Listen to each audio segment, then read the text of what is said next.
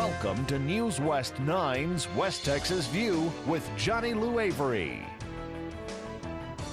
Welcome to the West Texas View. I'm Johnny Lou Avery, and several weeks ago I started a series of programs to give people encouragement and an opportunity to learn a little bit more from people that were goal setters, that were able to control their life as much as it's possible to do by their thought processes, by their goal setting, by their positive attitude and other things. Because as we start a new year, it's really important for us to be in the frame of mind that'll give us every opportunity and every advantage that we can take. And a lot of people make resolutions, but those are really not any good unless you write them down and put some legs on them, put some foundation by knowing how you're going to reach those resolutions, having you a plan of action, and then surrounding yourself with the reasons why you want it. If you just want it for selfish reasons, it won't stay something that you want to keep pursuing, that you're willing to sacrifice for. But if you've got a good reason and you know what the benefits are going to be, then that's going to make it much easier to stay motivated to attain. And then you've got to be able to do some self-affirmations. You've got to tell yourself that this is an important goal. And it doesn't matter what other people say, because other people are going to be trying to get you not to succeed because they don't want to make the time and effort to succeed.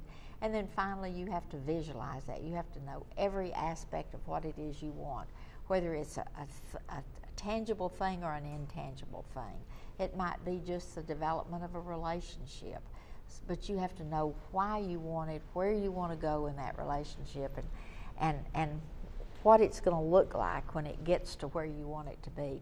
So Carl Rippey, who is, you know him as the weatherman here at Channel 9, but I know him as someone who is a great goal setter and who has had some great successes and some great turns in his life because he's made goals, he's set goals, and he's done it in the right way. And you don't keep always going in the same direction. You grow, and as you grow, you want to change direction, maybe. And so he's a good example of that.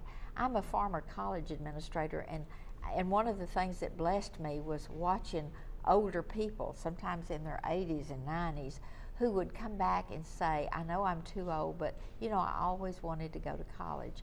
And then when 2 or 4 years later they would graduate, and they would be so happy, and that was a dream that shouldn't have died inside them. It should have been released, and they were happy that they released it before they died. So I want us to talk this morning a little bit about how goal setting grew out of a lot of what we read in the Bible. The Bible says, as a man thinketh, so is he. Mm-hmm. And so that was one of the things I grew up believing, mm-hmm. that if I wanted to be something more than I was, I had to think about it, and I had to be that person before I really was. I had to think I was, act as if.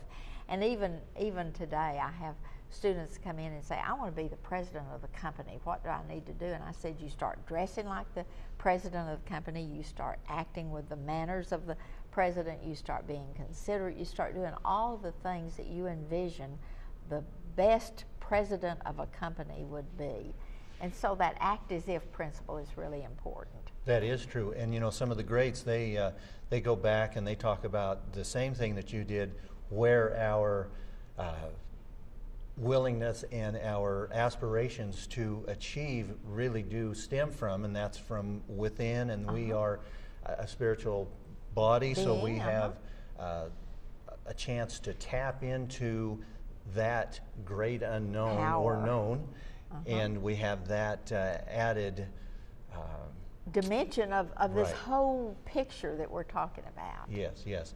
And like when I say some of the greats, I'm talking about Norman Vincent Peale, I'm talking about some of the Dale Carnegie, I'm talking mm-hmm. about even up into Zig Ziglar. A lot of the motivational speakers, they talk about these same things, and there are basics that we as individuals need to embrace as part of our goal setting And part of that is the first step, and we've talked about this before, and if you're looking at your notes or you have written these things down, congratulations, because that's really the first step. You write it down, you put it into words, and then as you have it on paper, you're able to see it, you speak it out loud, you actually put words to it, that way you hear it, and then it begins to take shape. And we are talking about also people wanting to help us. We share our goals with people that we trust. We share our goals with those that we know are going to encourage us, because then we are empowered by that. And that's a great deal of help, because so many times as we're trying to achieve things, we will have someone say, oh, you can't do that. You're too old to do that. They come up with every possible objection that could happen in your life to keep you from doing that. You can't receive that. If it's in your heart, if you've written it down, you know that you can achieve it. Keep after it. Go for it, and you will see that it'll start to come together. And it is because you've surrounded yourself with people that will help you toward your goals. And I want to help you toward your goals as well. Feel free to email me. You can email Johnny Lou. We're here for you, to help you, to empower you. And you'd be surprised how many people don't take advantage of this. There's very few. Out of 100 people, 2 people will actually email us that we have tried to help.